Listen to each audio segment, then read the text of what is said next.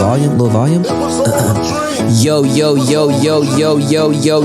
Welcome to the 317 Sports Project with Penn and Pops. I am Penn. I am Pops. What it do, y'all? What it does? What up? It is May.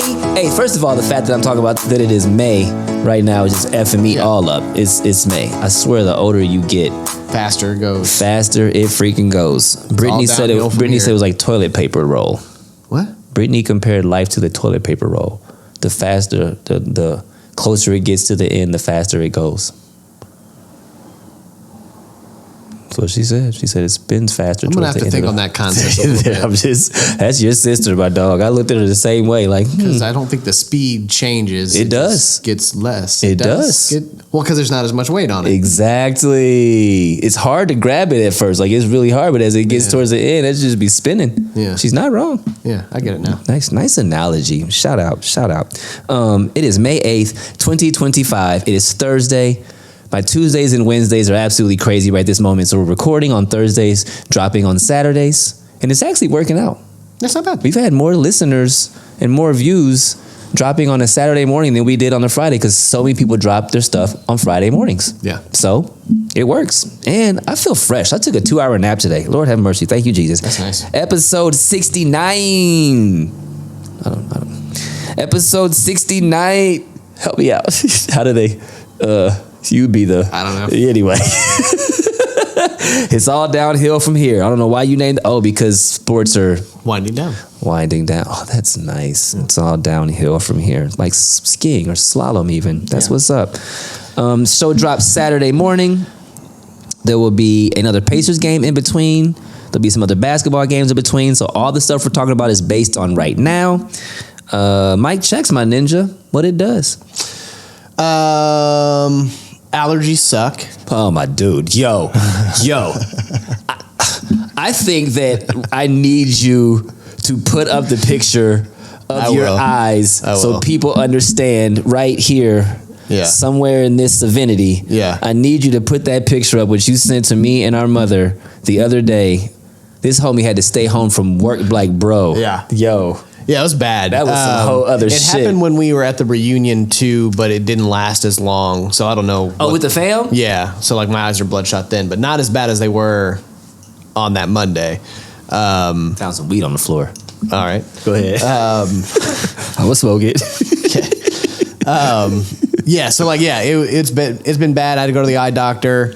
Why I went years ago, I had a reaction to my contacts where it made my cornea swell up, so I had blurred vision. So I started getting blurred vision because of my allergies, and I got concerned that I was going through that again.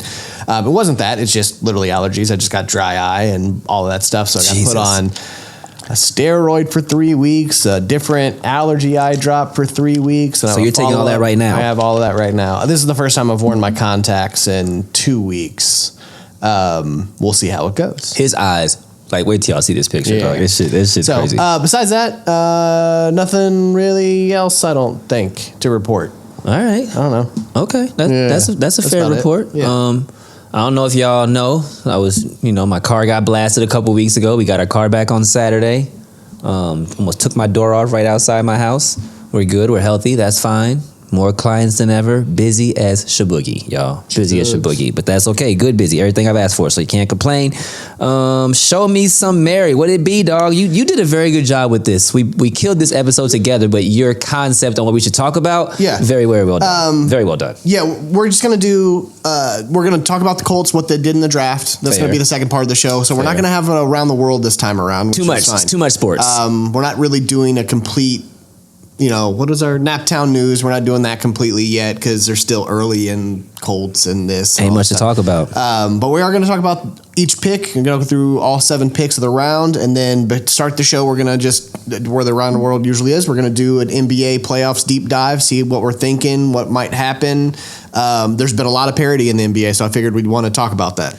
Absolutely right. So, and to touch on your basis of no Naptown news, we will still talk about the Pacers, we will still talk about the Colts, we will still talk about the Fever. Yes. It's just passively in a different order. Exactly, Mundo. Yeah. through the relative sport that I play. The good, the bad, and the ugly. Yeah. The good. Interstate 465. For all of you Indianapolis people, and I'll just say Indiana people, but Indianapolis people who drive this all the time, they are finally changing the speed limit from 55 to 65. Welcome to 2025, people. Well, no one actually went 55. 75. Like 75. But Indianapolis has so many damn unmarked cars. Bro. Like police cars. Bro. Like, now, that's my thing. Like, do you think they'll have more or less? To start, they're probably going to have some more unmarked cars out there. Oh, right? Tickets will be given. Absolutely. Tickets will be given because now cats will be going 10 miles per hour. Like, cats will be going 80 now, and I'm here for it. But like, welcome to the new century or whatever the hell it would be, the turn of the century. Like, come on. Like 55 miles per hour on a loop. Like, what are we talking about? So big ups to y'all. I can't lie. I've driven way faster than 55 for every time. I've never driven 55 miles per hour in that loop. Coming into Naptown, nervous as hell because it goes from 70 to 55 real quick. So once you get off 70, get on to 465, you're like, oh shit, I've just been going 80 miles per hour. Now I got to go to 62. Yeah. Nah, mad tickets. So thank you. Big ups to y'all. The bad Porzingis is how I name this. Kristaps never plays, man. He's the new Kawhi Leonard. He missed almost 100 regular season games since he's been with the Celtics. He missed damn near all the playoffs last season. He missed 8. I don't even know that he's the new. He was injured before Kawhi even came out. Okay, well there you have it. He is equally synonymous with Kawhi Leonard. There you have it. You think about New York being drafted and he was injured there. Oh, he been hurt since hurt. Yeah, didn't he play in Dallas too? He went to play with. He was hurt. They were like, oh, it'll be the takeover for Dirk. He played there 2 seasons. He was hurt both seasons. Like, yeah, tall, lanky people got that Wimby stuff going on. Legs and feet, bro. Legs and feet. But interestingly enough, this is not either legs or feet. He missed 8 consecutive games. That was a nice segue. In February and March for an upper respiratory illness. He stated that his current issue is tied to the previous things that pursued then. He's ill during this year's playoffs, like I was just saying. They're saying that it's an illness and they can't figure out what it is. And quite truthfully, bro, I'm nervous. Like, that's not cool. I'm a lung person. Amen, like, bro. I've got bad lungs. Bro. Figure that out. And it's not COVID. Take your time. Bro. Take your time. Don't play with that. That shit will kill you. Yeah, that ain't no ruptured Achilles. Like that's like you can't breathe. See, you can't be doing that stuff. Like every time he talks about a ruptured Achilles, my damn Achilles literally starts to ache. You got to stop doing that. There's a bunch of other injuries. Talk about an ACL or something next time, bro. That's horrible. And in the ugly, speaking of uglies, Byron Scott lawsuit. You hear about this? Yeah, a little bit. Byron Scott is being sued for a 1987 sexual assault and false imprisonment when he was 26 years old and the alleged victim was 15. For those who don't know who Byron Scott is, all you young heads, like, who the fuck is Byron Scott? And people who watch our show and have no idea about sports, but just think we're dope as fuck. Yeah. Byron Scott played for the Los Angeles Lakers. Lakers. During their Showtime era. Yep. He played for the Pacers as well, didn't he? Did he play for the Pacers? Shit, I don't even remember. No, he didn't. He played for the Lakers. I thought he played for the Pacers, but he did not. That was not him. Byron Scott played for the Lakers. That is who he's known for playing for. During the Showtime era with the Magics and all of them. He was actually a nice piece on the squad, to be honest with you. He's a 3-time NBA champion. You know what I'm talking about? He was a very nice piece on that squad. But he is being sued for sexual assault. It took place in a janitor's closet at the young ladies' high school when the Lakers visited one day in the aforementioned. He did play for this, right? Pacers and Vancouver Grizzlies. There you go. In the aforementioned year of 1987, he doesn't deny the claim happened, but he stated he thought that she was of legal age, which makes me question what makes you think that a girl at the high school you were visiting was of legal age. How many years you get held back? How many girl? sophomores do you know who are of legal age, Byron? You hit the button. I thought you were gonna hit a button on. I thought that was a womp. Yeah. I don't even like that his name's Byron. Like it makes me feel. Why, weird, Pops? It makes me feel weird. It's his dad's name. Yeah, I don't like it. So I don't know very many sophomores in high school who are 18 years old, but I don't know, man. That's gross. Yep. Go ahead. Yeah. Yeah. Why now? Why now? What? Why now does this getting reported? I've never been sexually assaulted, but I imagine that it takes time for a person to be ready. Who knows what that young lady is going through? Who knows? Like, she may know somebody who got sexual assaulted. It was like, you know what? I got to speak out, because that is like 40 years ago.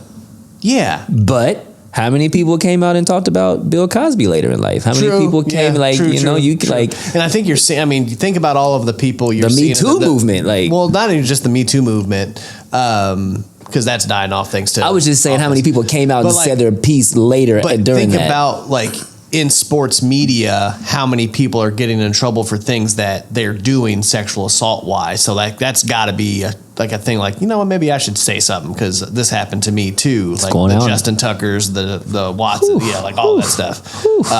Tucker, yeah. Like, keep your hands to yourself, man. Yeah. I don't know why, like, every 3 episodes. Have an episode where we were talking about keep your dick in your drawers. I was just about to say, keep your dick in your pants. I don't know why every 3 episodes I feel like we're talking about somebody's like, why are we talking about somebody's penis and like showing it to people that don't want to see it? Like, that's just should not be a thing. Stop doing that. like keep your dick in your pants. We don't even have actors, athletes, and atrocities on, and we talk about Byron Scott's penis and hold people captive and shit. Like, come on, this is ridiculous. Literally, literally ridiculous. Keep your dick in your pants. Keep your dick in your pants. Unless it is asked to take out of your pants, keep your dick in your pants, man. That's just not something you test. Like, I'm gonna pull my dick out, see what you say. I'm just gonna throw it out. No, see what you say. Louis C.K. You do whatever you will. Like, that's not cool. That needs to be a conversation. No. Safe word. No, because I'll be honest with you. Please do. This could go a lot of places. I am so scared. Be like this already. Let's hold on. The dick's not the most attractive thing in the world. Let's just be honest. They're not cute. Especially a flaccid dick. Yeah. They're not cute. Like, it's just not a thing. They're not cute. So unless the girl's ready to accept asking that, you, like, asking you. I think yours would be kind of attractive. I want to see your dick. Like, I want to see if I like it. For sure. Yeah. Hook, draw, slant. Like, I got to see what you're working with. Angle, bendy, for sure. And until you get that clear, don't just whip it out. Do not whip it out. Do not whip it. Don't do it. We are wilding right now. Don't do it. Perfect segue to shout outs. Is it though?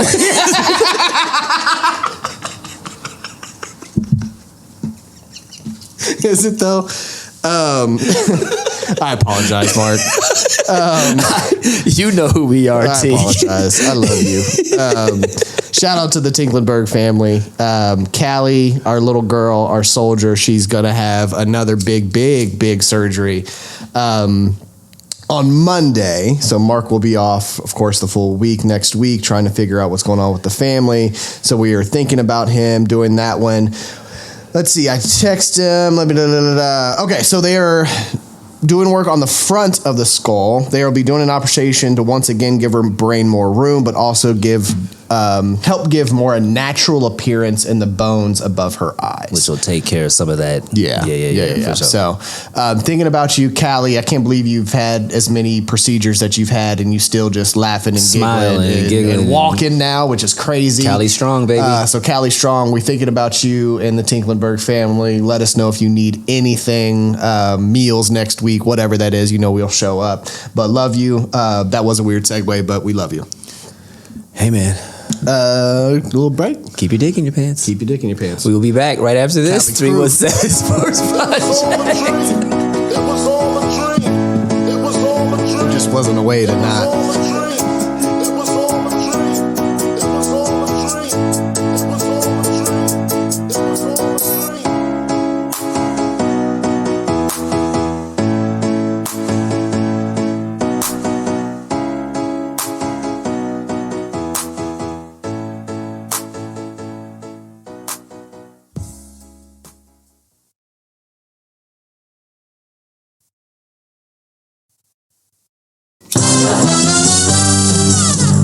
We're brothers, we're happy and we're singing and we're colored.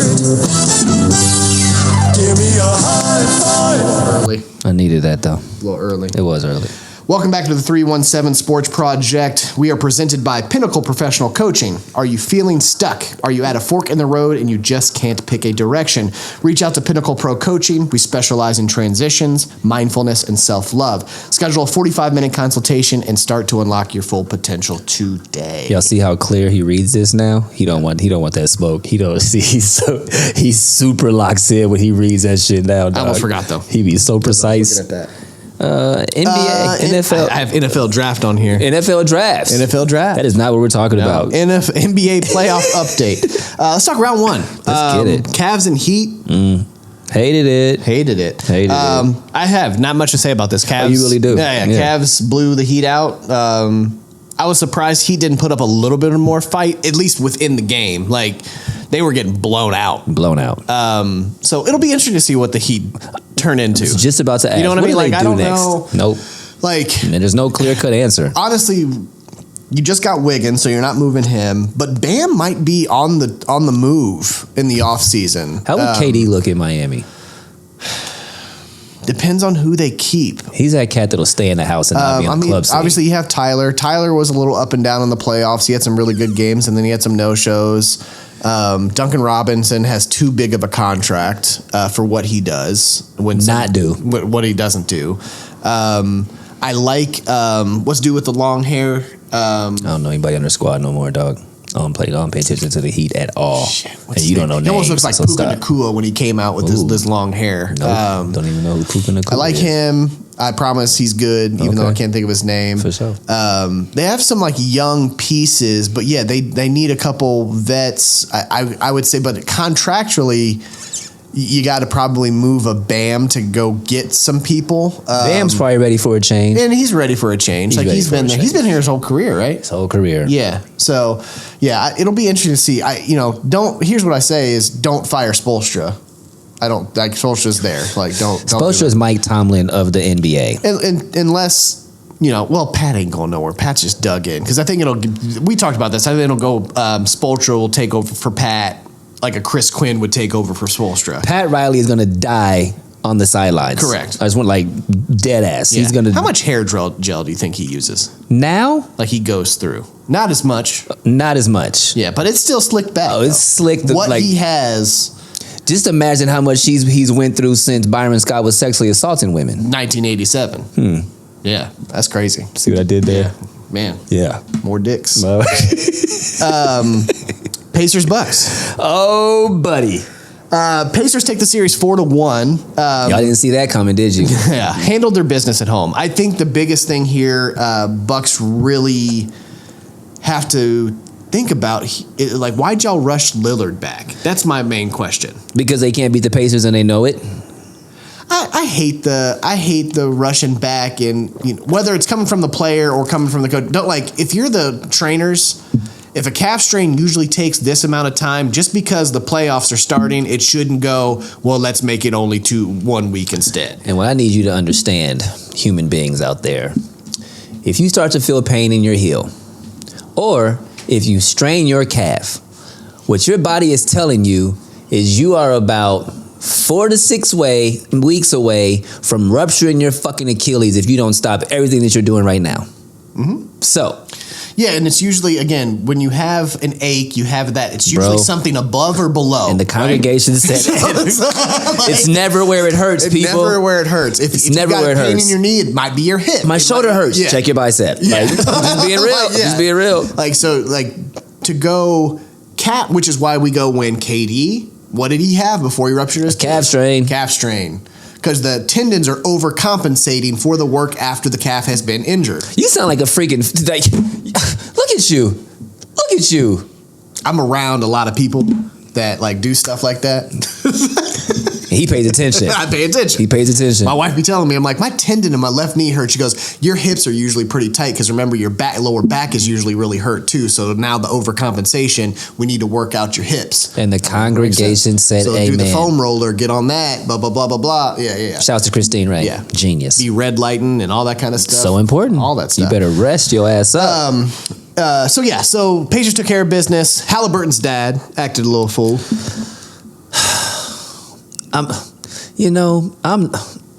I'm like low key torn on this, and not even because it's Halliburton's dad, because I like that shit. Like, I think it went a little bit overboard, but like, I don't think any fan should be going onto the court. You don't think any fan should be going onto the court? Okay, that's a fair statement. Yeah, I don't think a fan should be going onto the court and getting into a player's face because he was in his face. That's my thing. I don't know that he started in his face though. I think they kind of just ended up in each other. I don't think that he walked on the court and like intentionally walked over to Giannis like nanny nanny boo boo. That's a big nigga. I think he was just talking his shit and they ended up like kind of confrontational. But like, wasn't the series over? That was to win the series. Yeah, like I think after a series is over and the celebration is going on, like do parents and family not come on the court? You know what I'm saying? Like, it's like just not anymore. Okay, because of the Detroit and them fuck it all up. Correct. That's the thing. That kind of changed the rushing of the court. Now it's pretty low key and it's just like media and those guys. Like, I remember, Giannis was it, like, when they won the championship, he was like, my mom asked because she wasn't sure if she was supposed to, like, come out, like, and I had to go grab her and do so. Like, there's usually, he was the only one. Like, I feel like KD's mama would go on the court. I feel like Ja Morant's dad would go on the court. You don't see it. Okay. You don't see it. Okay. So that's my thing is, like, I don't He got caught in the moment. He got caught in the moment. And he owned up to it. Okay. He owned up to it. I shouldn't have done it. I got caught up in the moment. Ty wasn't happy. No. Ty was not happy. No. He said it. Ty said it with his whole chest. Not cool, Pops. No, that's not cool. Yeah. So like that's my thing about it. But I also don't know what the conversation was either. Now here's what I will say. I don't know what the conversation was. Once Halliburton's dad's back on the sidelines and Giannis went over there to talk to him, Giannis also shouldn't have gone over there and talked to him the way that he talked to and like got into his face and put his forehead on his forehead. That's not cool. Just saying. And then you're so riled up that you went over to talk to Mathurin after you gave each other some kind of injuries throughout the season. He need Mathurin in the stomach. Oh, he definitely needed him in the stomach. Vice versa. I forget what he did to Giannis the game before that. He grabbed the back of his head and cradled it like he was 2 years old and wouldn't let go. Mathurin was trying to push away. Like, get off me! I'm a grown ass man, nigga. Fuck, don't be trying to because Ben Math is not for the bullshit. No, I think he can fight for real. Oh yeah, I think Ben Math can fight. Like, he's not for the bullshit. No. He's like a old school, new school nigga for sure. Either way, we own the Bucks. Like that's what I'm saying, bro. We own. Yeah, we own like the Bucks. like you like. It's not even a rivalry. Like, you can't. Here's when you know, asses. And it's not even that we do that, and they know it's that we're so much in their head that they make mistakes, like getting too angry, getting technicals, get ejected. We are so much in their heads that we'll just play our game, and they'll get riled up and make a mistake. We own them. Yeah, we literally we're own in your them. psyche. We your literally whole psyche. own them. Knicks Pistons. This is the series I didn't really watch much. I wasn't in. I mean, I didn't watch much, but I watched that first game at Yogi's when we were at the draft. I paid attention and watched those games down the stretch because they were close. Like, they were good All games. Of the games. They were good games. I think I like Detroit. Like what we said going into the playoffs when we were talking about who's ready, not ready. Fair. And we were like, who do we want the Pacers to match up with? Fair. I didn't want nothing to do with Detroit. I didn't want something to do that one, but I did say this: they're not quite there. No. They're Houston. Houston, exactly. Right, verbatim. Like, they're Houston. They're right there though. In 2 years, Pistons going to be a team that I don't even want to. The East is about to shift. Oh man, dramatically. Yeah, the top of the East is about to start shifting dramatically. So pay attention in the next 3 to 5 years. It'll be way different. Yeah. So Knicks Pistons. Knicks won that one straight up. Yeah, 4-2. 4-2. The fact that Pistons got it really probably could have gotten 3 out of that. Should have stole one. Should have stole one in New York early for sure. Now this one, Celtics Magic. Didn't watch a single game. Not a single game. Didn't watch a single. You know why? Because I don't give a fuck about either one of the teams. I don't care about the Celtics. I do not like the Celtics. And Orlando is so bad offensively. Are they? Oh yeah. See, I would never. They were the lowest scoring team in the NBA this year. Oh, there you have it. They're like the lowest in 3-point percentage. They don't have any 3-point shooters. Paolo can't shoot that thing? No. Defensively, no. Defensively, best in the NBA. So that's how you end up 40 and 42 or 40, whatever the record was. But they were holding the Celtics to 89 points, 90 points. Like it was 90s basketball. Now, though, and we'll talk about this moving on when we move to the next series, the Celtics are still scoring 90 points per game. They're not playing great. We'll talk about this in a minute. They're not playing great basketball, though. So 4-1, good for you. They got out of there. Anyway. Yeah, Magic. Yep. Magic need a lot. They need a lot. They need to make a move. I don't know what that is. They were right there with the Pacers. Like last year, they were battling. Like they were I don't know what happened. The one thing this year they had somebody was injured. Franz Wagner was hurt. That's true. KCP was hurt at one point. That's true. They had so many injuries. They got KCP. Yeah. They got Kentavious. Yeah.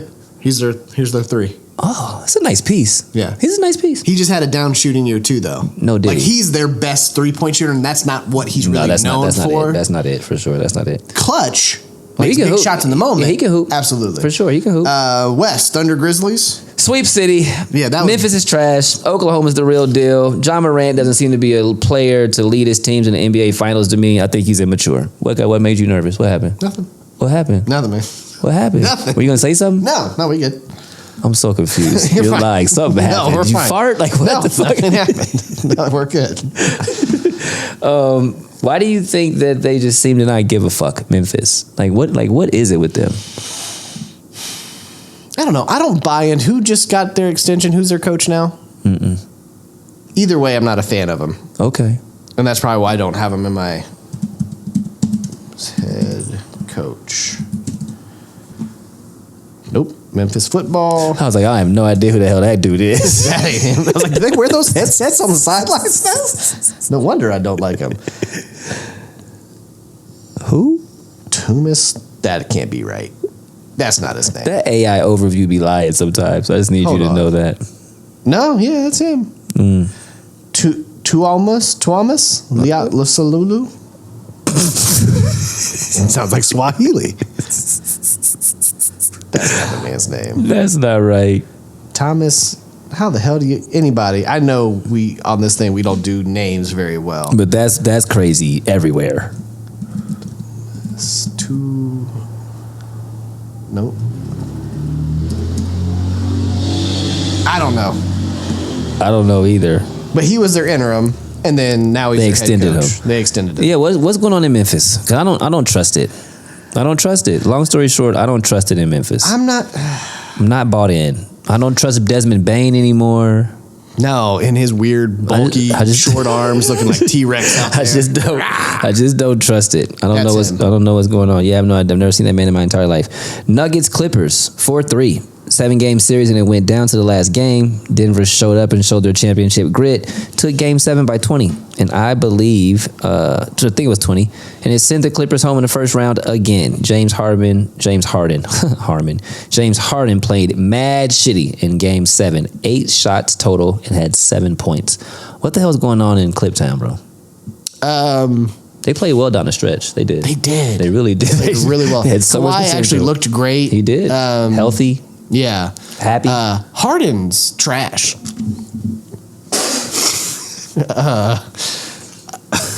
This is a very, I won't say anti-James Harden podcast show, but this is a very not pro James Harden podcast show. Again, we're not a Harden. I don't even want to say I respect for what he did before, because I don't. But he could score. He can score. He can manipulate the game like Shy is now. You don't like that. You just see he doesn't like that. I don't like that either. No, I don't. But you've been trashed the last few seasons. In the playoffs. Have moments. In the playoffs. You have flashes of oh, there he is and this, but the fall off is large for what he was to what it is now, and the inconsistency of what he can do. You think so? I do. He played very well during the regular season. What were his stuff? He balled out during the regular season. He probably averaged 25 and 7. 22 and 8. What did he average in previous years? He averaged 16 last year, 21 the year before, 21 the year before, 22, 24, 24, 34, 36, 30. But he was shooting a lot. That's Houston for sure. Yeah, Okay, Rockets he was throwing that thing up. Okay, so he's in probably a average 25 per game. He averaged 22 and 8 this year. Like, so yeah, he had what? May 1st, he had 28 in that game. But then 11. Okay. Then 15. Then 20. Then 18. Okay. Then he had 32. Okay. That's April. up and down. Yeah, it's just very... You're not wrong. That's up and down. That's up. He and went down. on a stretch where he was scoring like close to 30, but like it was very this. He called that. He said he got that roller coaster game. He got that roller coaster game. All right. It's just not as consistent as it used to be. We're very not pro. And I just don't James like him. Harden there. Thank you. Like, that part. yeah. That Because part. people are like, no, he's. I promise you, most of this is just because I hate his guts and I just don't like the human. Why do you dislike the human? And he just has a punchable face. I don't disagree. Yeah. I don't disagree. Yeah, and I bet his beard smells. He don't wash underneath it. Yeah. He washes everything but the underneath part. Like a bird would fly out if you. Yeah, yeah. It just looks like it stinks. Lakers like and chicken Timberwolves, 4-1. This sure as fuzz did not go as we all expected, people. No, but again, here's the thing, and I talked about this with Tink, and he would probably come on here if he could and say it as a Lakers fan. The glaring hole that was what they needed, even after the trade, before the trade, was they need size. So getting rid of AD and getting Luka for future to have the star is great. That's fine. But you traded defense for all and no defense, right? Lack of great offense, but just like Luka just don't play defense. Period. Won't happen. It shouldn't. It won't. He ain't gonna get into shape, but he can score and he's a star. Lakers need the next star. Fine. The trade with Charlotte doesn't go through with what big man? Mark Williams, whatever his name is. Whatever his name is. So that doesn't go through. So you have Which would have been great. Would have been great. They would have been fire. Completely fire. That would have been it. You have no size. So going against Rudy Gobert, who you allowed to score 27 points and have 24 rebounds in one of those games. That part. That shows you how bad it is because he's not great offensively. That part. So if you're allowing that man to get that tells you that that's the glaring hole. They were way better before they let AD go. JJ Redick had them fucking balling out. They were about to be a 2 seed. They probably would have won 57 to 60 games, and I say that wholeheartedly. They were rolling before they made that trade. And again, it looked good. I really get it. Did. You get that call, and they're like, "Yeah, we'll ship Luka to you," and you're like, "Oh shit!" Say that again. Hold on, Anthony. Yeah, Anthony. Like you just gonna have to understand. We need to talk to you, buddy. Yeah, it's not a you thing; it's a us thing. We can't say no, Anthony. Yeah, straight like, up. I get it. Like you got to do it.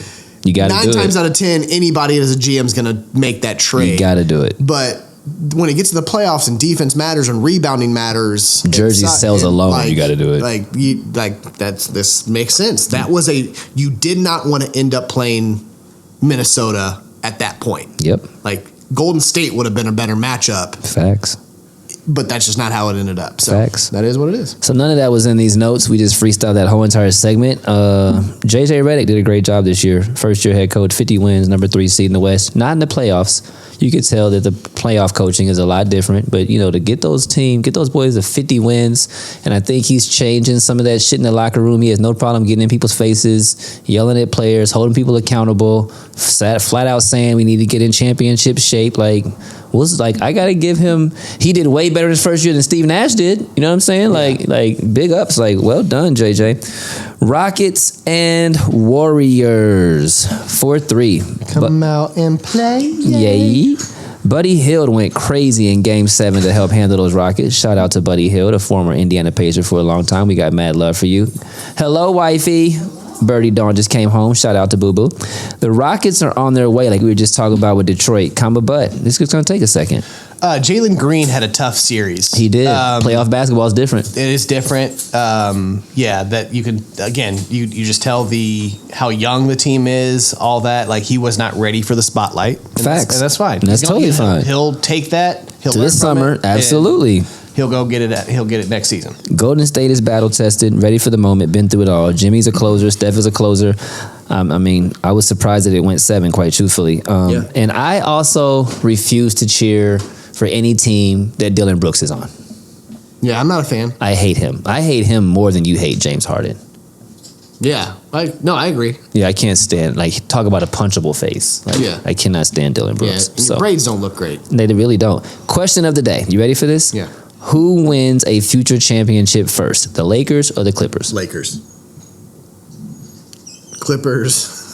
I refuse to give the Clippers any kind of grace. You guys have been on the precipice. Since the Blake Griffin era. The precipice of greatness for this long. They refuse to be great. You refuse to just jump over the line. Like, just like, Go be great. Like, here's all of the tools. Go be great. Here's people going like, you know what? I think it's time for the Clippers to do something. Everybody is okay if it happens for you. Y'all about to get your own stadium. Just like, do something. be great. Like, go be great. And you refuse to do it. You're like, maybe next year. We'll give you 57 wins. We're going to lose in the first round. We're going to go on a win streak towards the end of the season because everyone's healthy, and then we going to suck. Like, it's like, you can't do that. All right. That's a fair. So I'm going to go with the Lakers. That's fair. Do you want to move on or you take a break, or do you want to just go right into the conference semifinals? No, just go into it. We're going to go right into it. So, what we are in now is the conference semifinals. In the East, we have the Cavs versus the Pacers. Our Pacers are up 2-0, bro. They are. I don't want to gas it up. I don't want to get too excited. You know, you just got to just act like you've been there before. But those 2 wins were not at home. Those 2 wins were on the fucking road. Correct. Which means we're coming back to the crib tomorrow. Yeah. And it is vital that you win one of the two. You got to go up 3-1. You have to go if up they 3-1. tie this series, we lose 4-3. Absolutely. Straight up. Yeah. No question about it. Yeah, have to win one in Indy. I think we're going to have a I mean, it's going to be close. Both games are going to be close. Don't go get blown out at home or anything like that. Don't do that. That's stupid. That's just dumb. Don't do all that work in Cleveland and then come home and be like, hey. Lose by 23. Yeah, don't do that. I think what is great for the second game is we take the first game pretty handily. Like we Oh no, we won that game. We won that. Yeah, we won that game. Don't get it confused. What I loved seeing and what I would have been okay with, and I was talking to Byron, not Scott, my father.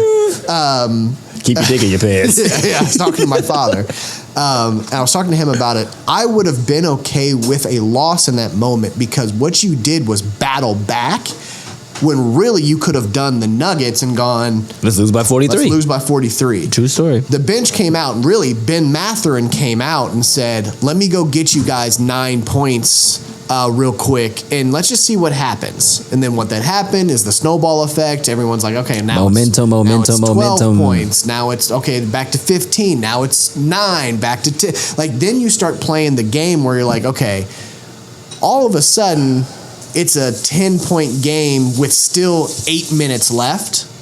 Let's get it to let's get it to 5 with 5. Yeah, like it just. I would have been okay with a tough loss there when you like, hey, you come back and do that because what I thought was going to happen did happen. Cavs came out in the first quarter and punched quick, fast. We didn't have a run. We didn't have a run until the end of the game. Facts. In a game of runs, Cleveland ran for 3 quarters. They Forrest Gumped the hell out of that. This nigga stupid. They just kept running. And finally, we were like, okay, we will run too. They was jogging. We was jogging. Yeah, they started far jogging. behind. Yeah. It's like we got to sprint. Consistency's key. Like you got tired. You blew your load real early. Yeah. Not early. Yeah. Never want to do that. No. But it's a team effort. Game 1, Pascal 17, Neesmith 17, Turner 13 points, 11 rebounds, Nimby 23, Ty 22. Game 2, Pascal 12, Neesmith 23, Miles Turner 23, Nimby 13 points, 13 assists, Ty 19 points, and Ben Math off the bench with 19 points. When you have a squad whose starting 5 averages double figures and people off the bench can give you 20 whenever they need to, it's a tough team to beat, man. Yeah, it's a very tough team to beat. We consistently have 6 in double figures, but can go 8 to 9 Facts. in double figures. Obi Toppin can give you 20 whenever you need him to. Hands down. Straight up. Yeah. And then you have TJ McConnell who can give you 15 whenever you need him to. Yes. So people continually forget how media has talked about how deep the Cavs are, and they are. They're a brilliant team, great. They play great basketball. But they're forgetting that we have just as much depth. Thank you. not with star names. Thank you. But guys that know how to hoop. Play your role, cuz. That's it. Play your role. And they're bought in. Chemistry's good. Thank and when you. you have a team that's bought in and has good chemistry, I don't care who it is. You're going to have a chance to win a game. Tough to beat. What the Hally? What a leader. Tyrese Halliburton was voted the most overrated player in the NBA by his peers. The freaking audacity. This man has been straight balling since the beginning of the new year, and especially after the All-Star break. He averaged 18.6 points and 9.2 assists over the season and is considered the most overall player in the league. Okay, y'all. 2025 stats, playoff stats, averaging 18 points, 6.3 rebounds, 10.7 assists, which is the most in the playoffs assist-wise, shooting 47% from the field. What did you think of Ty during the playoffs, bro? How you feel about his playoff run? And since he got healthy, was tired at the beginning of the year, players were out, so he wasn't able to have everybody in sync, so he was doing too much while being exhausted, and took that break, like we said, and has been balling since. I think he's great. I'll say this. I wish he'd be more aggressive when moments to be aggressive. I think he's done. He's doing that now. He's doing it now. I think I really do like. He's picking his moments very, very well to do so. I will say that. Last game I'll give him, hurt his wrist, was silent and really until we went on the run, and then he went and scored his points there at the end, right? That was fine. Overrated thing is really what sparked him to. Where do you think that came from? Why do you think people think he's so overrated? Or the most overrated. They said he's his peers said he is the most overrated player in the NBA. But think about who else was on that list. I didn't see the list. So Jimmy Butler was on that list. You're gonna think I'm crazy. Point guard, Atlanta Hawks. Trey. Second. It was Tyrese, then it was Trey. Oh, Trey led the league in assists. So they don't like light-skinned people. That's so.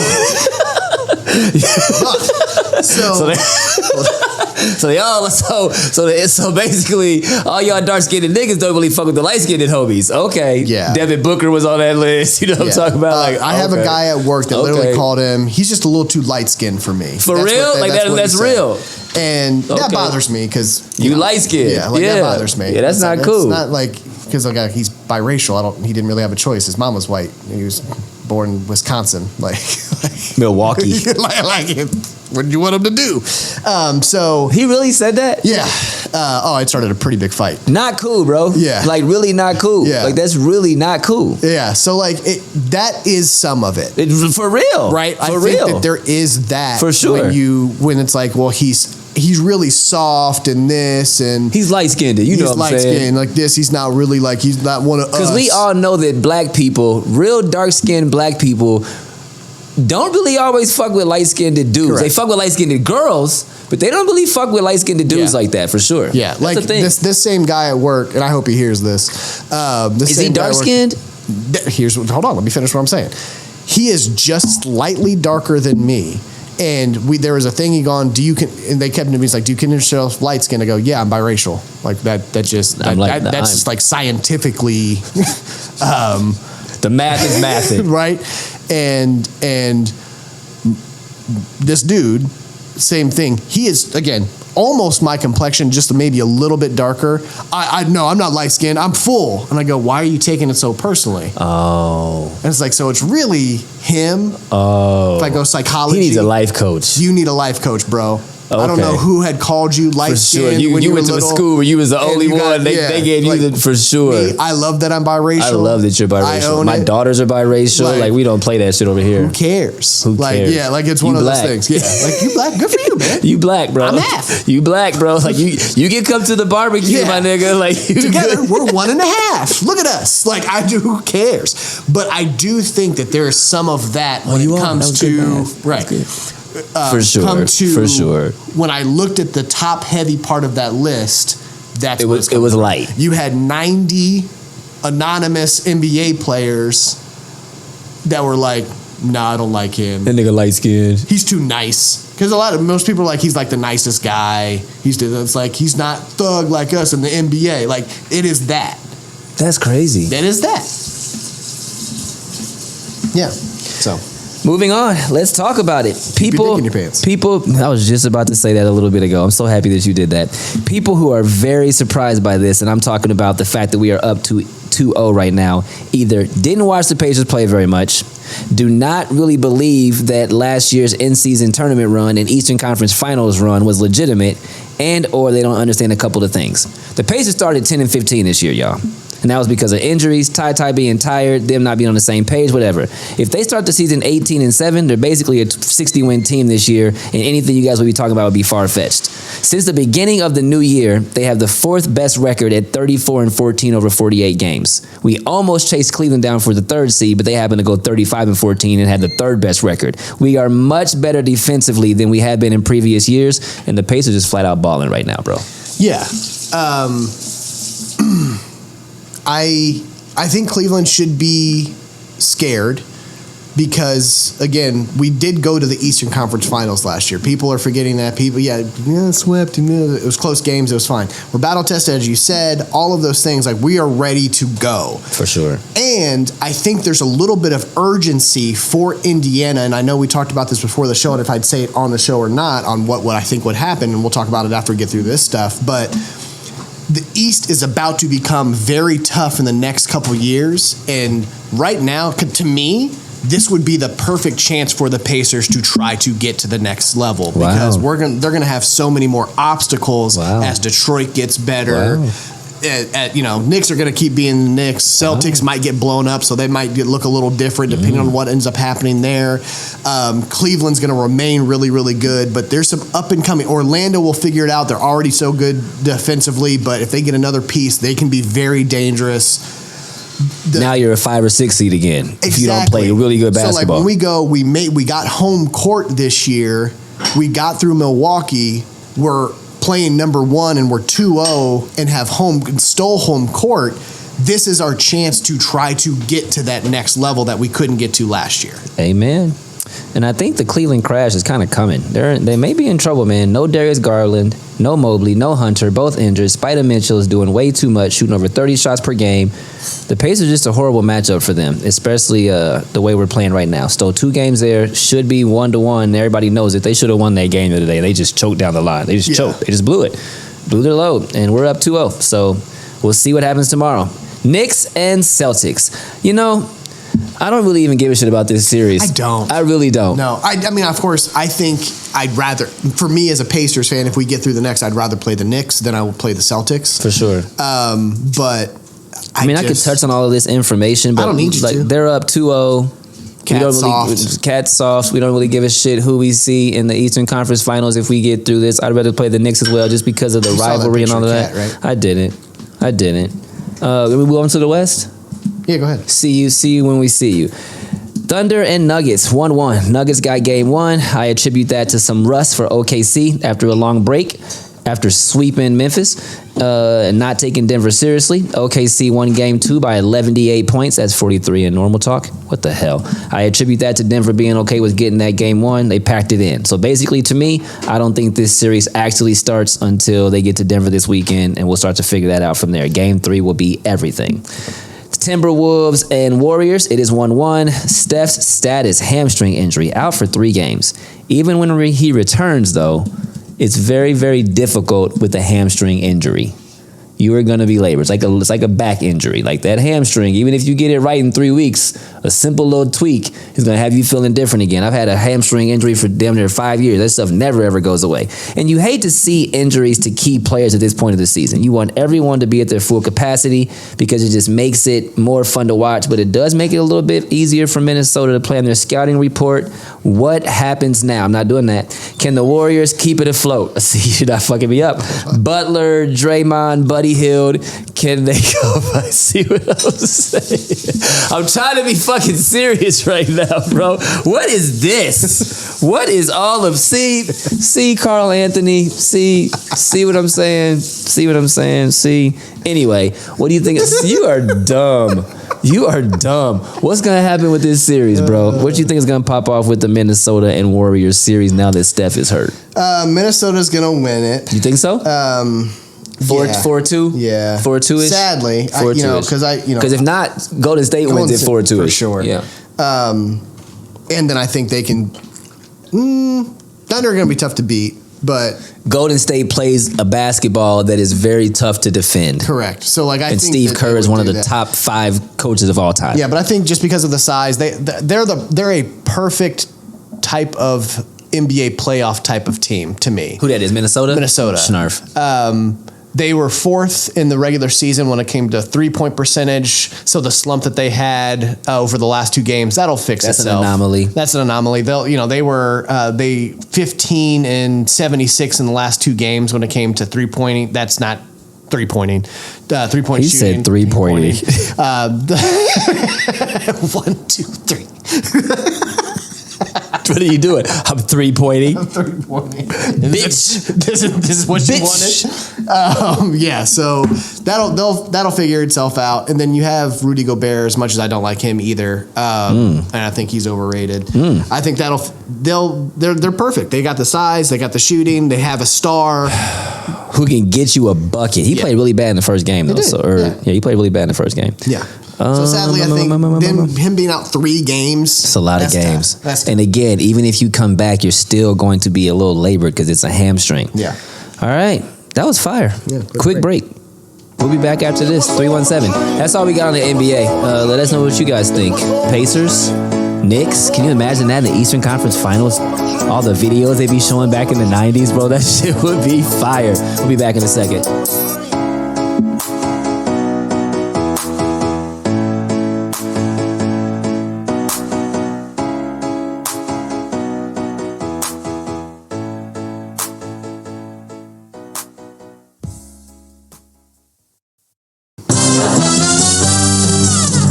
We're brothers, we're happy and we're singing and we're colored. Give me a high five. That harmony was fire. Welcome back to the 317 Sports Project presented by our second, what is it? sponsors. Thank you. Clean Kicks, Columbus, Ohio's #1 premium sneaker treatment shoe cleaning service. We clean kicks, we paint kicks, we do ISO restoration and a bunch of other services. And the Shoebox, which is Clean Kicks on Wheels, is officially on the streets, meaning we offer pickup and delivery along with the ability to pull up to an event and be the life of your party. Premium sneaker treatment for premium sneakerheads. Do yourselves a favor and give us a follow over on the gram, cleankicks.614. So Naptown News is basically an NFL draft, top stories, and Colts picks segment. Pops over here to my right and yo left absolutely killed this with the information. And actually, a lot of this shit that this dude said in the NFL draft last episode, came to fruition because he's a fucking savant weirdo. And kick it off, Pops. Do your thing. So, top stories, Colts picks. We're going to talk about that. Top stories, Sanders. That was the big story, yeah, right? yeah. So, Shedeur Sanders fell to the 5th round, picked by the Browns. Thoughts? I mean, I could go very deep into this, but I won't do that. But again, I somewhat compare it to the light-skinned dude in the room. You are Deion Sanders' son. You are gonna catch some flack. You are gonna not get picked by some people. Deion voiced his opinion and said there's some teams I don't want you to go to, and if you go there, blah blah blah blah blah. So he kind of fucked some shit up for him as well. There's multiple levels with this. Like there's so many levels to this. You know what I'm saying? Like, you can go as deep as you want to go, but like, and I so know many. Teej randomly messaged us, which I thought was kind of weird on her asking about Shedeur. That was very strange. But yeah, multiple levels to this.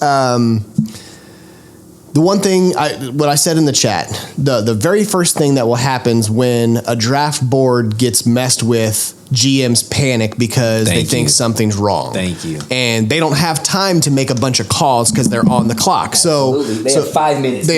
So like that, well, should we go with what we have, or what if we draft them? Then what happens? There's not enough time. So when somebody at the caliber of Shedeur starts falling, people panic and they just end up sticking to the game plan that they already had. Even if they think they should draft him. Correct. For sure. Right? So what if we're wrong? And again, the other part about that, and I said that in the chat, there are 6 teams out of the 32 that actually need a quarterback. So your room for error and where you can go is very slim. Like he said, very slim. Very slim. Very slim. So the main 2 that I think everybody thought, Steelers, Browns, right? So he ended up going to the Browns just later. Then what you do is you gamble and you play roulette as a GM, and I'm thinking on the business side of things. And again, there's reports of many things, and this was even before the draft itself. Him showing up not prepared to some of the interviews, a little bit arrogant in some of those, or overly confident, as I say that most of the the Sanders family is, and that's kind of who they are. That's fine. So that rubs people the wrong way, because think about who's in those rooms.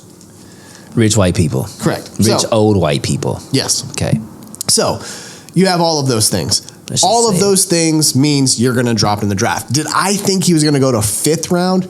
No. It's disrespectful. I thought third or fourth is where I was kind of landing with him. I thought the Steelers were going to get him a little bit earlier than that.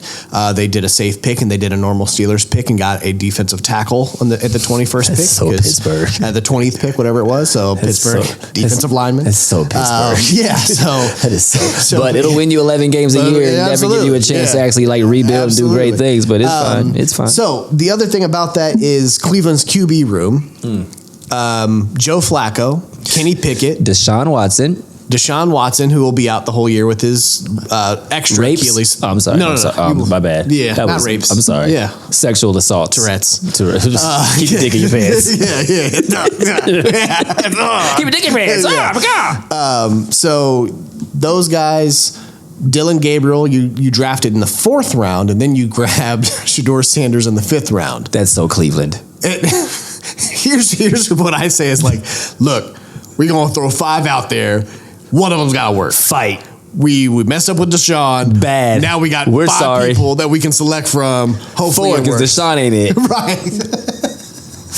Fight it out. Yeah.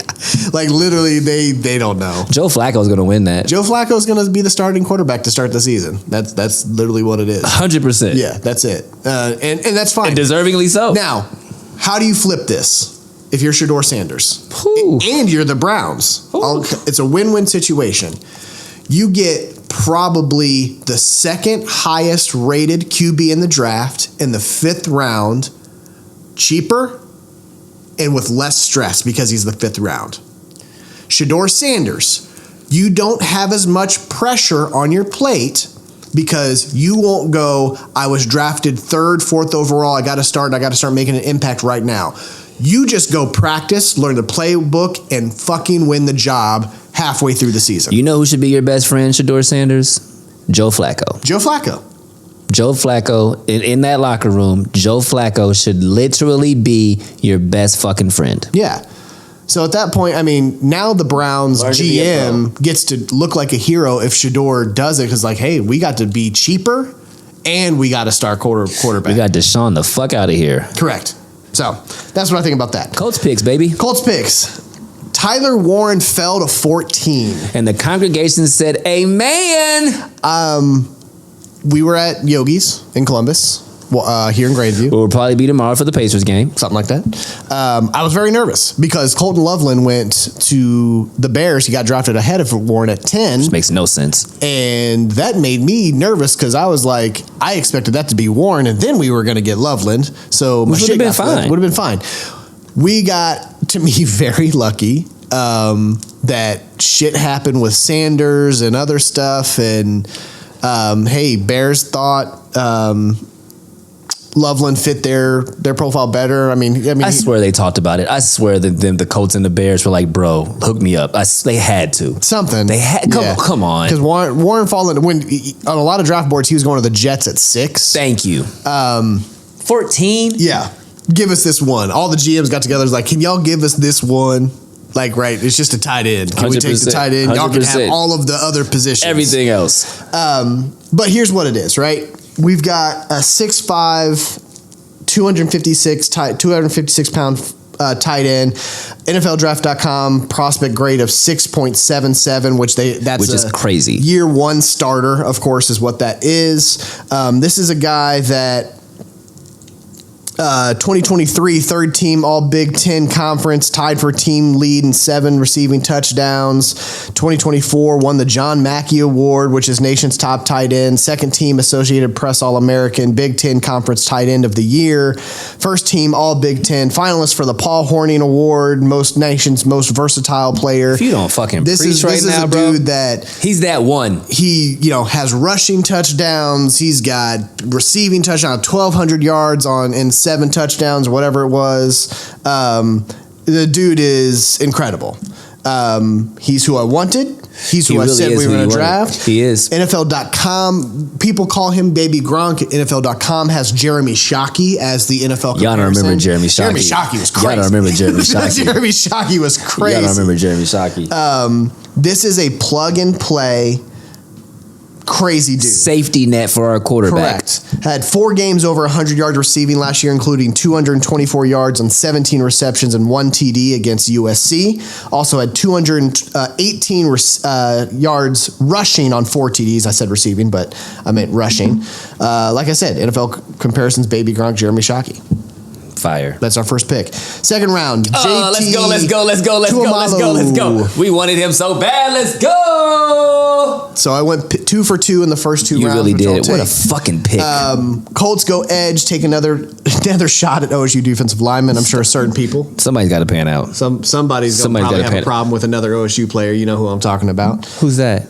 Who's the fan of the show that doesn't like that we get OSU players? Who, Joey? Yep. Love you, Joey. I actually almost texted you today. I swear to God, I thought about Joey today. I swear to God, I did. Shout out Joey Jones. We got another OSU player. We sure did. But I was right. I told you that, oh boy, the Texans was going to be fire. What's the quarterback? What's the quarterback of the Texans? Come on. The Texans? CJ Stroud. Thank you. Told you he was that one. Yeah. He's that one. He's that one. Breakdown, 6'4", 265 pounds, NFL.com prospect grade of 6.36, eventually a plus starter is what that says. I love this draft pick. He's so fire. Had multiple good games this season, but the game that stands out is the Tennessee game. Finished with 8 total tackles, 5 solo, 3 assisted, 2 sacks, 1 forced fumble. Playoffs. Michael Clemens is who they compare him to. If you remember Michael Clemens. Show does. Michael Clemens. Show does. Production score on NFL.com is an 82, ranked 3rd. Athleticism score 78, total score 79. 2024 first team All Big Ten, ranked 3rd in FBS with 21.5 tackles for losses, tied with 5th for 12.5 sacks. Started all 16 games for the national championship Bucks. 61 total tackles, 2 forced fumbles. I don't know what a PBU is. Pretty Black University. Pretty Black University. Here we go. Great second round pick.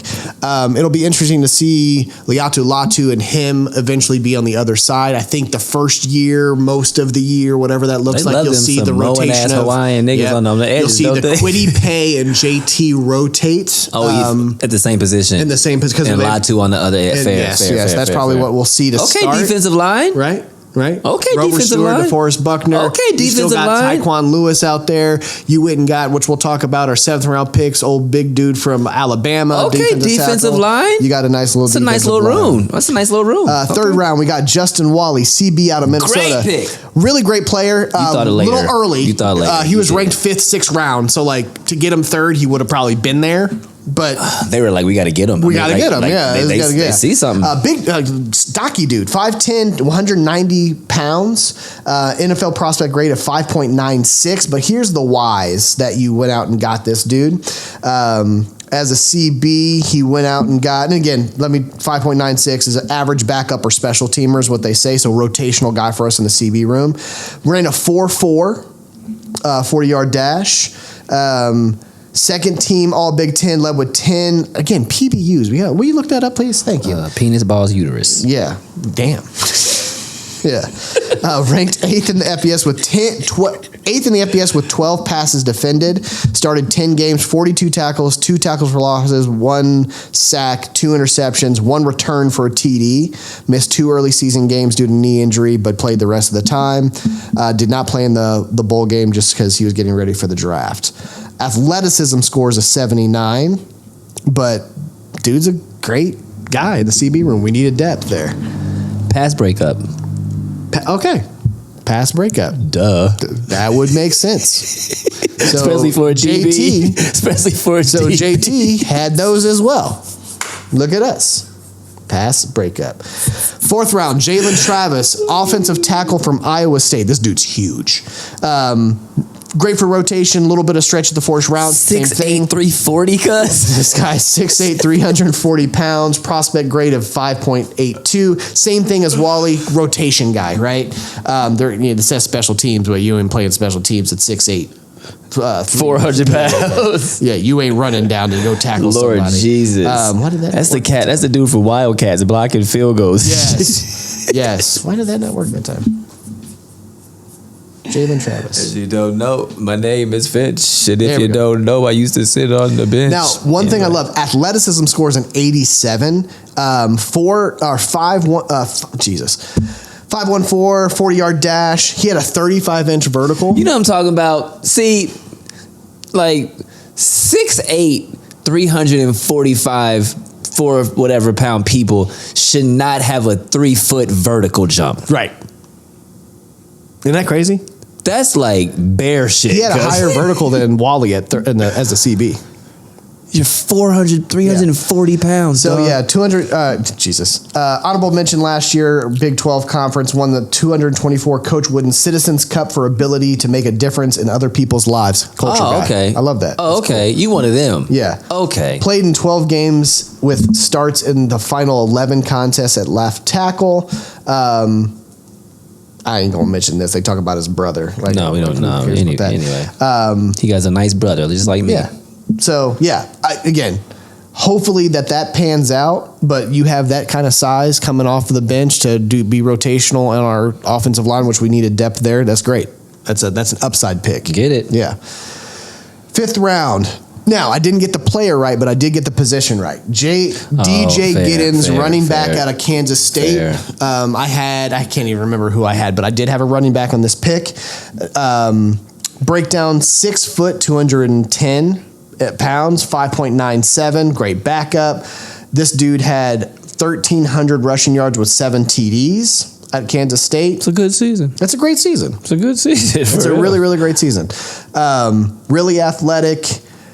Production scores of 77. Athleticism score 81. Total score 77. Ran a 4.43. 39.5-inch vertical jump. That's crazy. Isn't that nuts? Crazy. Second team All Big 12 Conference led team with 1,300 yards. We said that on 205 carries. Had 7 rushing touchdowns, ranked 8th in the FBS with a school record 6.5 yards per carry. Oh, that's toting that thing. Beat Darren Sproles' mark at 6.41 in 2023. All right. Or 2003, sorry. Sproles, wow, 2003. Don't even do it to yourself. Jesus. Don't do it to yourself. Really? That long ago? Don't do it to yourself. Don't Started do it. 12 games. Don't do it. Also had... Yes, Darren Sproles is 46 years old now. Yeah, don't do it to yourself. Good God, Don't do man. it. Don't do it. Had 258 yards receiving on 20 yards reception, blah, blah, blah, blah, blah. Had some touchdowns there. Was said to go 5th, 6th round. This is where we go in. He's a workhorse. I think he's a great backup to have. Good in the running back room. I think he'll get playing time this year. With him and Serm will split that backup position. Yep. That's what's up. Yep. And I think he'll end up taking it from Sermon soon. All right. 6th round, Riley Leonard. This is a little bit of a surprise. Interesting pick. Basically, what I look at this pick is you have your long-term backup. And he's an Indiana guy, He's an Indiana guy. which helps. And a culture guy. That's I think fair. everyone kind of remembers what he did Touche. in the final. I mean, he was putting his head down, running, trying to Riley's get every, that- yeah, for he's sure. that guy. Like, he is one of those that'll fight for every inch that he can. Six, Wow. yeah. Speaking of inches, he is Excuse me. 6 You're foot taking your 4, 216 pounds, 5.93. Prospect grade, average backup as we That saw. was crazy. He just was in the national championship.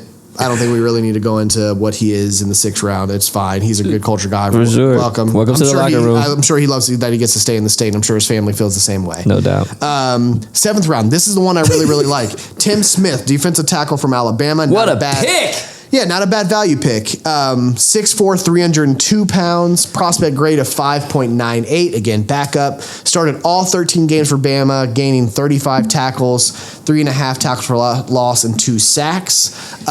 He is a space crate. He's not going to maybe penetrate the line as much. He's not going to grab you 12 sacks a game, but what he is going to do is kind of use his weight, throw it around, cause spacing issues for the running backs. He will make it easier for the Defos and the Buckners to be what they do. Correct. And the Groves to do what they do. Yeah. Yes. So I'm not even going to look at the prospect grade there. Please don't. So yeah. Draft grade. I mean, I'm an A- for sure. I'm an A- for sure. I think you are way better at breaking this down than I am. I don't really pay attention to the draft like that, but I know that we got at least 3 players that you said we were going to get. I know getting a DB was very pivotal. Getting a running back was very pivotal to me. Offensive lineman. And then the first 2 picks were absolutely phenomenal, top-notch picks to me. I think we covered a lot of shit. And I think just flat out for me in this offseason, this is my personal opinion. Just my opinion, this is one of Chris Ballard's best off seasons as a GM of the Indianapolis Colts. Yeah, I don't even think that's your personal. I think it's an opinion across the board. He's had his best off season that I've seen even on media. Everyone is kind of saying that he's had his best off season. I'm giving the draft itself a B. Only reason that I don't go very tough grader.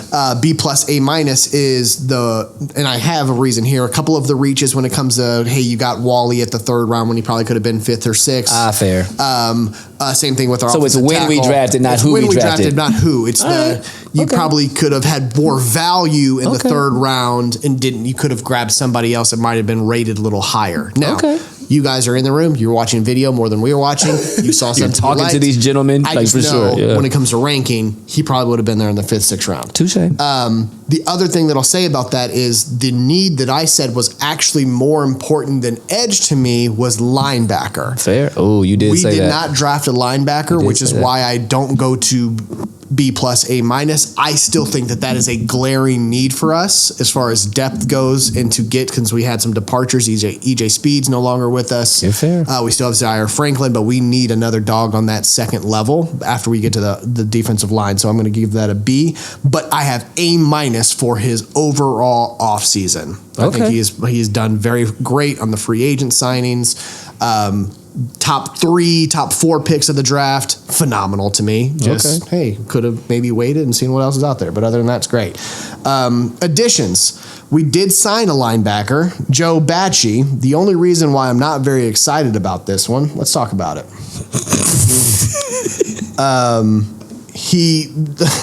Lou brought him over from the Bengals. He was the Bengals linebacker. Let's talk about it. Let's see. 2004 regular season stats. You ready? 3 tackles. He said 2004 regular season stats. 3 tackles. Wow. He had 3 tackles last year. That's not enough. Special teamer, rotation. Obviously, Lou sees something in him or saw something in him when he was on the Bengals that he knew that he was the next guy up. At least I'm just saying this stuff out loud because I'm hoping that that's the reason that you signed this guy. How many games did he play, though? Let's see. See all. Like, how many games did he play in? See, that matters. He didn't play in very many games. He played in 12. Oh, that's a lot. That's a lot of games. That's a lot. That is 0.25. Played in 16 in 2023. Guess what? He had the same amount. He had 3 tackles. Oh, wow. He had played in 10 games in 2022, had 10. He played 9, had 30 in 2021, was drafted by the Eagles, played 4 games, had 2. Wow. His best season is 2021, where he played 9 games, 30 total tackles, 18 solo, 12 assisted. That's a decent season.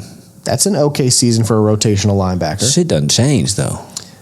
I need you definitely to have more than 3 tackles. Because he's lately been a notational player. Correct. Yeah. This is Roy Hibbert not rebounding. W-O-W. That is wow. The fine print.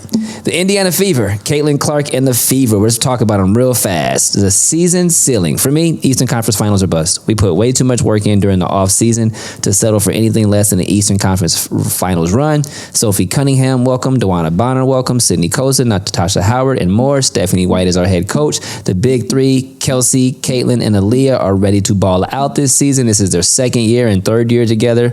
Pops, what you think? I like what I see. Amen. Amen. Two preseason games? Mm-hmm. 2-0. Obviously, still building some chemistry, but they look very mid-season form. They look mid-season form. Very, very mid-season They look form. like they're already having fun with each other. Like they be clowning. It is. Yep. It's pretty incredible for sure. They're going to be a very dangerous team, and I completely agree. I'm definitely an Eastern Conference Finals or bust. There's no reason with the roster that they have, especially with Sophie Duana-Bonner that came in, that you should not be there. Okay. Those two coming in were big. Facts. Preseason tickets. Let's just talk about this. Ticket prices. So, the Indiana Fever play the Atlanta Dream on Saturday. Chicago Sky plays Minnesota on Saturday. And tomorrow, Connecticut plays the New York Liberty. New York Liberty tickets, $20.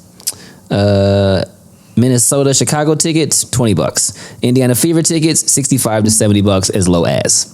The Caitlin Clark effect is very, very real. I'm talking about a preseason playoff game, y'all. The Caitlin Clark effect is absolutely real. I'm going to break it down just a little bit more for you. Let me scroll down here real quick. Games have been moved. At least 5 away games have been moved to a larger venue, the Clark effect, to accommodate the crowds and fans. Televised games. 41 of their 44 regular season games this season will be televised. That is a WNBA records. And then prices, though. Let's talk about that for a second. So, Saturday they played Brazil. In Iowa, she took the team back to her stadium over there in Carver, Hawkeye Stadium, whatever the case may be, in the Clark Dome. 15,000 fans. You know how much the average ticket sale price was resale? $440, bro, to watch Caitlin Clark and the Indiana Fever blow out Brazil by 70 points. Yeah, that's crazy. The Clark effect is absolutely real. And we're going to move on to the last segment, the last thing of the day. Your boy El Jefé. Gregg Popovich. Wow. George Popovich. The disrespect. That is Gregg Popovich's younger brother. George. They call him Georgie. Georgie Popovich. Georgie Pops. Name the president of basketball operations, man, over there. What a fucking legend. And I actually put what a fucking legend in here because it's necessary. That stroke got him good. It's so hard to see. It's really tough to watch. It's really tough that to left watch. Side. That left side is. That's tough to watch. It's really to tough see to him watch. have to help get his jacket off. Life is life in. I shed a little tear. I'm not gonna. Yeah, front. I was like, if I let myself think about it too hard, I get choked up right now. It's Tim Duncan and Manu helping him get out of that because this is Pop. You know what I mean? And he's still got his personality. He's still got his wits. But man, watching people get old is tough. It's hard, man. It's really hard. But the love, and that's what I put in here. The love. Players have spoken out in masses and drones on the impact Coach Pop has had on them. I'm talking players in USA, players that played years ago, players that he was just seeing on the other team a couple of years ago. Or I'm really sad that I will never get to hug him as a coach again or see him on the sidelines when I'm going to take the ball out. He says something stupid to me in my ear. Pop, you're that dude, man. I didn't really fuck with you for a long time because I hated the Spurs, if I can be honest. Absolutely honest. I hated Tim Duncan and the Manus and the Tony Parkers and I just hated that run. But the older I've gotten and the more outspoken and witty and the more you've talked to the public, because now later it wasn't really about winning championships for you. You know, it was about helping kids. During that run with the Spurs, you were very locked in and kind of assholey. But you let that personality come out in your later years, and I grew to be a humongous fan of you. So again, what a fucking legend. Yeah. Love you, Pop. Hopefully you keep getting more strength on that left side after you get through the rehabs and all that kind of stuff. But I'm just happy the Spurs just kept you in the organization, to be honest with you. And the congregation said amen. Anything else? Nah, bro. Happy Mother's Day. Well done. It's on Sunday. Happy Mother's Day to all the mamas. Any mama, even if it's not your mama, but it's a mama that did something for you. Fire auntie, fire auntie. All the mamas, all the powerful women that are girl power, just representing for their kids and their kids' friends. That you're their parent too. Janie Tinklenberg, Robbie Cosby, our mother. Everybody, that's Abby. Shout out Abby Rose. Everybody. Thank you for all that you do for your whole families all of the time. Damn, that was well done. We'll see you in a couple weeks, y'all. Boom. Peace. Cause I was 2 years old, first time I heard a beat drop. Yeah. And by 3 years old, I'm learning how to beatbox. Yeah. Yeah. 4 or 5 years old when I'm putting on the 45s. Final. Needle to the groove, I'm scratching up the sweet spots. Homie from the East Block, in Naptown where the fiends flock. Skip school all day, mama couldn't keep watch. Fresh fade with the Reeboks. Man, nah, nigga couldn't tell me nothing. I'm so sick in my own lane. Preteen pimping, all the light skin, red bone loving. Boombox on with the headphones bumping. Dreaming to find my niche. Cause I ain't really know back then when I picked up my first notebook and a black pen. That little nigga with a rhyme like this. I wasn't thinking to the days of a dope band, new EPs on a compact disc. Nah, shit. Truth be told, I ain't know I could sound like this. For me back then, it was all a dream. It was all a dream. It was all a dream. It was all a dream. It was all a dream. It was all a dream. And this shit right here be the proof dreams